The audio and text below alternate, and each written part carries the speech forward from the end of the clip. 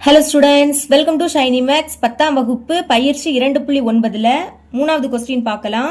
1 cube கூட்டல் 2 cube கூட்டல் 3 cube கூட்டல் எக்ஸெட்ரா கூட்டல் K cube is equal to 44,100 எனில் 1 கூட்டல் 2 கூட்டல் 3 கூட்டல் எக்ஸெட்ரா கூட்டல் கேயின் மதிப்பு காண்க. அதாவது போன சம்மா அப்படியே மாற்றி கேட்குறாங்க.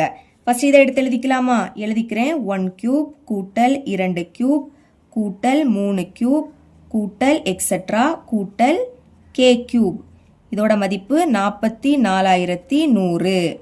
இப்போ இது ஃபார்முலா. முதல் கே இயலெண்களின் கணங்களின் கூடுதல் கண்டுபிடிக்கக்கூடிய ஃபார்முலா. ஆனா எண்ணுக்கு பதில் இங்க என்னது இருக்கு? கே இருக்கு. அப்போ ஃபார்முலால எண்ணுக்கு பதில் கே அப்படின்னு எழுதிக்கணும். போன சமலே பார்த்தோம். எழுதிக்கலாமா? கே இன்டூ கே கூட்டல் 1/2. இனி இதுக்கு ஸ்கொயர் வரும். சமம் அந்த சைடு 44,100. இனி இந்த ஸ்கொயர் அந்த சைடு கொண்டு போயிடலாமா? அப்போ இங்கே பாக்கி என்னது இருக்கும்? கே இன்டூ கே கூட்டல் 1/2. ஓகே, இந்த சைடு 44,100 இருக்கு.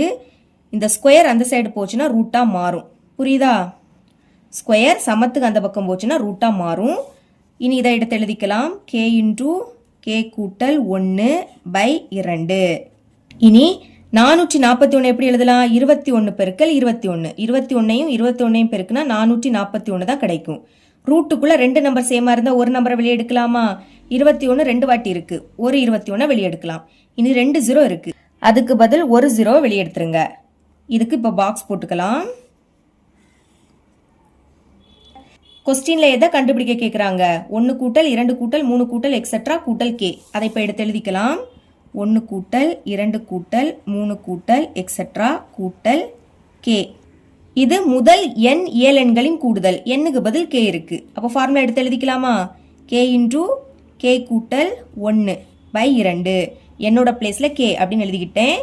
இப்போ நம்மளுக்கு கே இன்டூ கே கூட்டல் 1/2 அதோட மதிப்பு இங்கே இருக்கு 210. அப்போ அதுக்கு பதில் 210 அப்படின்னு எழுதிக்கலாம். இதுதான் இதோட ஆன்சர். இவ்வளவு தான் இந்த சம்.